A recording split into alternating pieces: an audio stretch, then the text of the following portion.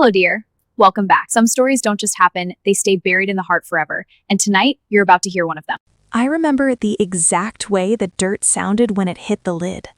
Soft at first, then heavier, wetter, final. Dad didn't even pause between shovelfuls. The small cedar box, the one Grandma had pressed into my hands just hours earlier, disappeared under the dark soil at the edge of the yard like it had never existed. "The savings book must have stayed buried," he said flatly, tamping the ground down with his boot, "because that nonsense isn't coming into this house." My fingers were still curled from holding it.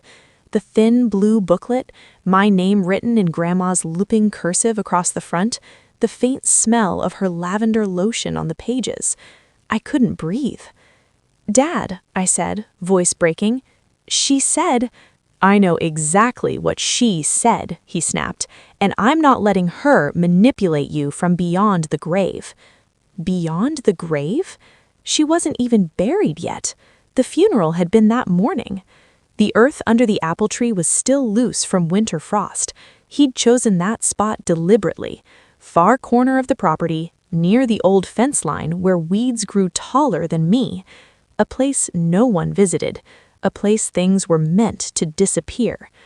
My stepmother stood on the porch, arms folded, watching like this was something routine, like burying a granddaughter's inheritance hours after the grandmother's funeral was just yard work.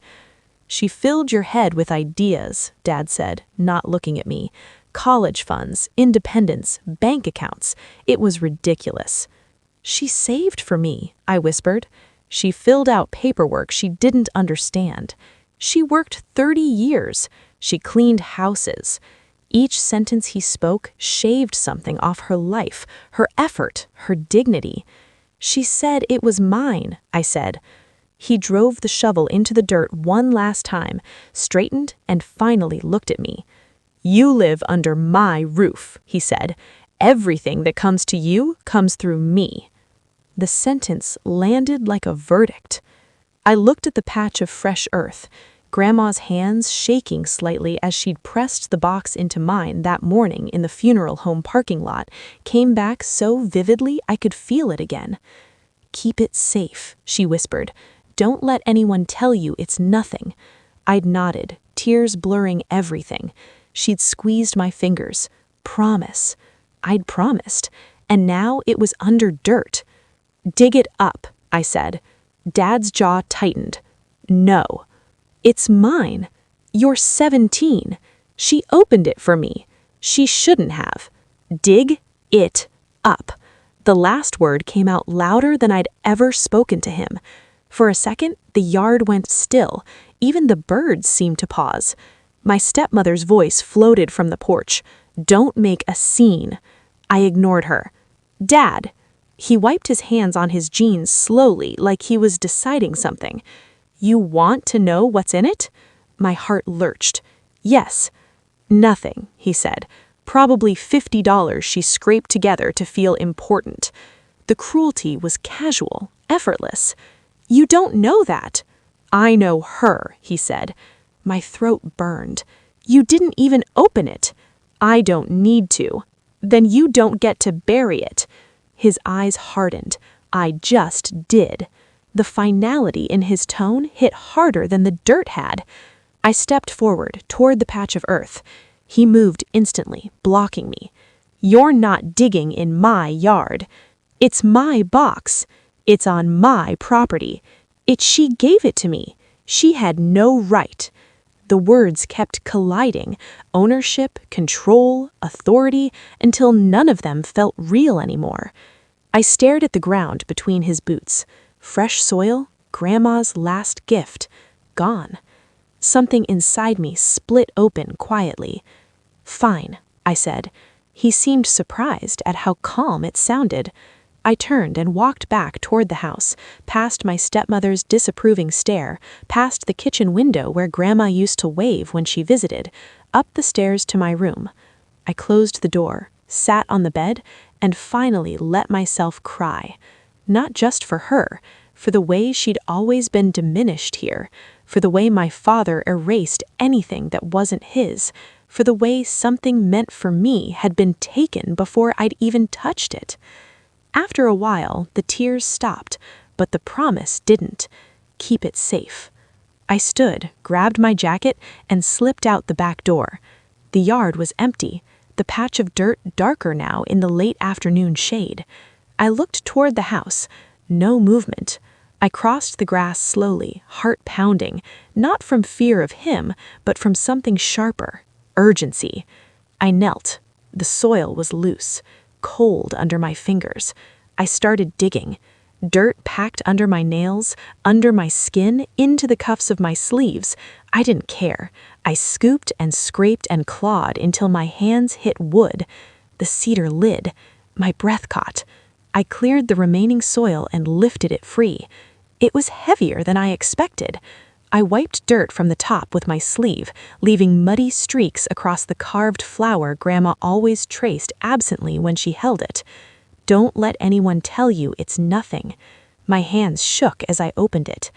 Inside was the blue savings book, just like she'd said, wrapped in tissue, and beneath it, an envelope. My name again. I unfolded the tissue, lifted the booklet, and opened to the first page. My eyes scanned the numbers, then scanned again. The balance line sat there in clean printed ink, and my stomach dropped. It wasn't $50. It wasn't even close. My breath went shallow as I flipped through pages, deposits, dates, decades of tiny entries accumulating into something enormous compared to anything I'd ever owned. Grandma hadn't scraped, she'd built, slowly, relentlessly, for me. I pressed the book to my chest, dirt and tears mixing on my face. Then I opened the envelope. Inside was a single folded sheet in her handwriting. "My darling girl," it began. I swallowed hard and read. She explained the account, how long she'd saved, how she'd opened it when I was born, and how she'd kept it secret because she knew my father would try to control it. "If anything happens," the letter said, "take this book to the bank yourself. They know my instructions. It belongs only to you." My pulse roared in my ears. They know. Instructions. Belongs only to you. I read the line again, and then I looked back at the balance. Enough for college. Enough to leave. Enough to change everything. A door my father had just tried to bury. I wiped my face with muddy hands, closed the box, and stood. Inside the house, a floorboard creaked. I froze. Dad's voice carried faintly through the open kitchen window. "She'll forget about it." My grip tightened on the cedar lid. No, I wouldn't. That night, I hid the box beneath loose floorboards in my closet, somewhere even he wouldn't think to look, and slept with the savings book under my pillow like a talisman. The next morning, I skipped school, took the bus downtown. The bank stood exactly where Grandma had described, brick facade, brass door handles worn by years of hands like hers. My heart pounded as I stepped inside. Polished floors, teller windows, quiet murmurs. I approached the counter, fingers trembling as I placed the blue booklet on the marble. I need to ask about this account," I said. The teller, a middle-aged woman with silver-threaded hair, glanced down casually. Then her expression changed. She looked at the name, then at me. "Are you her granddaughter?" she asked softly. My throat tightened. Yes. Something in her face warmed. Recognition, maybe grief. "I'm so sorry for your loss. Your grandmother was very proud of you." Tears pricked again. "She said there were instructions." The teller nodded slowly. "There are." My pulse jumped. She picked up the book, examined it carefully, and then reached for a drawer key beneath the counter. "I need to confirm something. One moment." She disappeared into a back office. I stood there, heart hammering, palms sweating, every second stretching. This was it. The thing Dad tried to bury, the thing Grandma built in secret, the thing meant only for me. The teller returned, but now she wasn't alone. A man in a suit stood beside her, expression serious but gentle. "Miss," he said, "I'm the branch manager.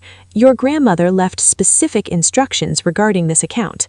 My breath caught. He set a sealed document on the counter between us. "Before we proceed," he said quietly, "I need to ask you one question." The bank seemed to fade around us, sound, movement, everything narrowing to his voice. "Did anyone attempt to prevent you from accessing this account?" My father's shovel hitting dirt flashed through my mind. My throat closed. "Yes," I whispered. The manager's jaw tightened slightly. He slid the document toward me. "In that case," he said, "there's something you need to see." My fingers moved toward the seal before the bank doors behind me burst open. The sound cracked through the bank like a gunshot. Every head turned. I didn't need to look to know who it was. My spine already knew. My shoulders already braced. My fingers froze halfway to the sealed document. Bootsteps, fast, heavy, furious, crossed the polished floor behind me, each one echoing in the hollow space inside my chest. "There she is!" Dad's voice. Too loud for a bank. Too loud for anything except control. I closed my eyes for half a second. Not yet. Please, not yet. I opened them again and forced my hand forward, just one more inch, but the air shifted behind me, the way it always did when he stepped close enough to take up all the oxygen. "What do you think you're doing?" he demanded. I didn't turn. If I turned, I'd fold. I stared at the document, my name printed in neat black type across the top. Mine. The manager's tone changed instantly, professional steel sliding into place. "Sir, this is a private financial matter." "She's a minor," Dad snapped, "and that account is family property." The words hit like ice water. Family property. Grandma's letter burned in my memory. "Belongs only to you." My throat tightened. "It's my account." "Don't speak," he said sharply. The command was automatic, reflex built from years of obedience. My mouth closed before I could stop it.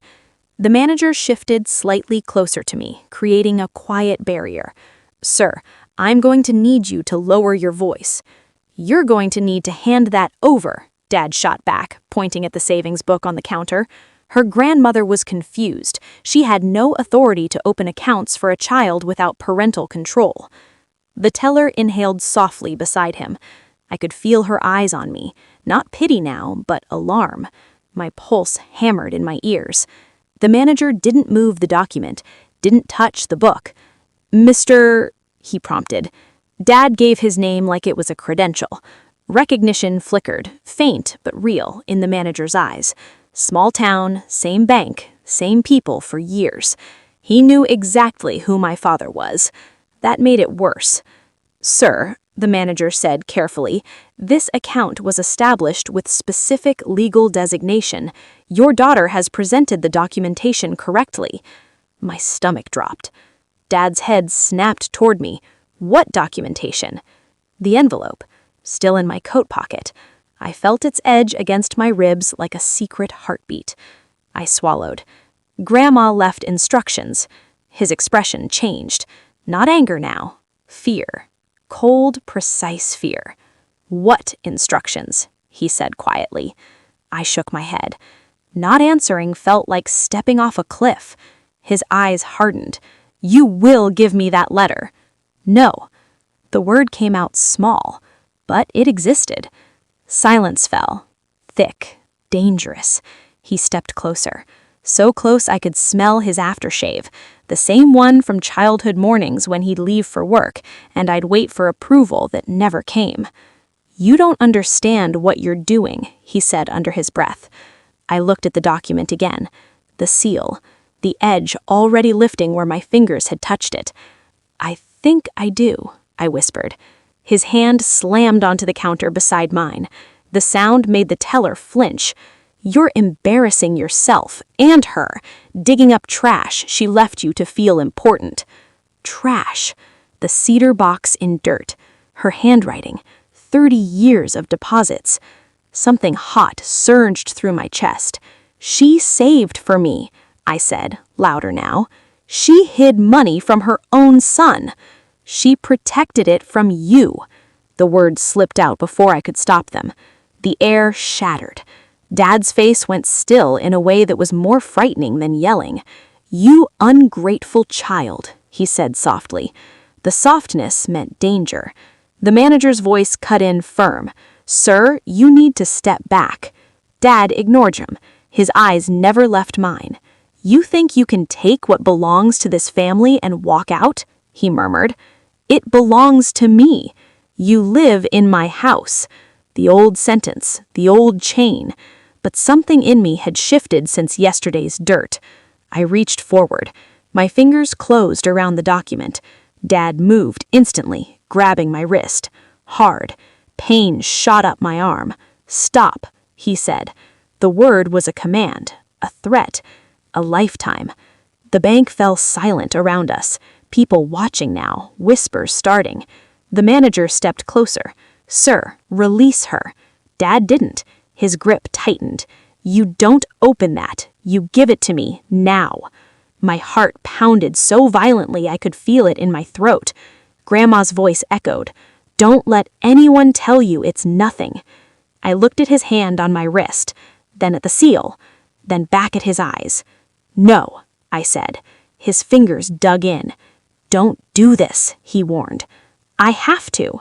"For what?" he snapped. "So you can run away? Throw your life away on some fantasy she fed you?" The word run hit something raw. Maybe I did want to. Maybe that's what he'd always feared. "I'm not your property." His face went white. The manager's voice hardened firm. "Sir, let go, now." For a fraction of a second, Dad hesitated. In that gap, I twisted. His grip slipped just enough. I pulled free. My hand tore the seal.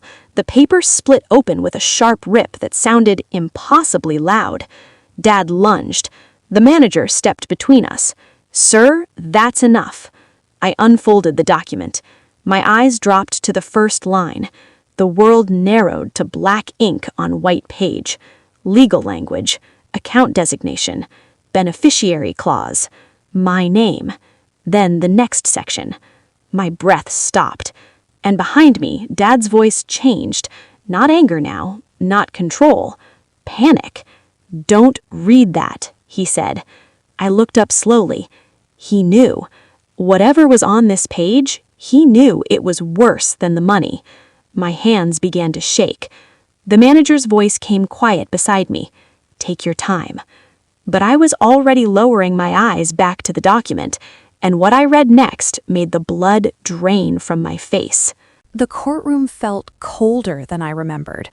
Maybe it was the silence. Maybe it was the distance between us, just a few feet, yet years wide. He sat across from me, jaw tight, fingers clasped like he was holding on to something slipping away. The same hands that once reached for mine in crowded streets, now gripping legal papers. My lawyer leaned toward me. "Are you sure?" she whispered. I didn't answer immediately, because in that moment, I wasn't in the courtroom. I was in our kitchen at midnight, laughing over burnt toast, in the car during that endless road trip, on the hospital floor when we held each other and cried after losing what we never got to meet. 20 years of memories don't vanish just because love does. I looked at him. For the first time since he asked for divorce, he wasn't angry, he wasn't defensive, he looked afraid. Regret has a face, and I was staring at it. He swallowed hard. "Did you ever love me?" he asked quietly. The question broke something open inside me.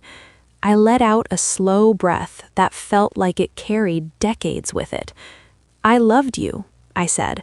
My voice didn't shake, but I stopped recognizing myself in the life we built. His eyes glistened. "I kept waiting," I continued, "for you to see me again. Not the version that cooked, cleaned, fixed everything, but me." Silence wrapped around us. And when you finally asked for divorce, I said softly, I realized something. He leaned forward unconsciously. I wasn't losing my marriage. I met his eyes. I was getting myself back. The words landed heavier than any accusation because they weren't anger. They were truth. His shoulders dropped, not in defeat, but in understanding too late. I thought you'd fight, he whispered. I did, I said, for years. A tear slipped down his face. He didn't wipe it. The judge spoke, distant and procedural, words about dissolution and agreements and finality, but all I heard was quiet, the kind of quiet that comes after a storm finally passes. When we both stood to leave, he hesitated. So, this is it? He asked.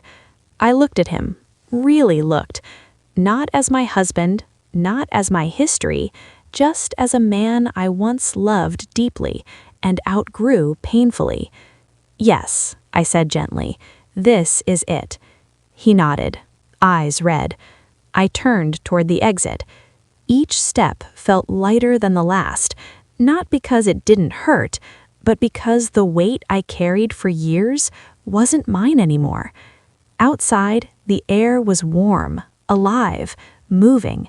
I inhaled deeply. For the first time in decades, I wasn't someone's wife. I was just me, and strangely, that felt like coming home. If this story touched something in you, if you've ever had to choose yourself after losing someone you loved, like this video, share your thoughts in the comments, and subscribe for more real, emotional stories about love, loss, and finding yourself again. Because sometimes the end of a marriage is the beginning of a life. Dear, while listening to this story, please like and subscribe so that my next story reaches you soon. Okay, enjoy.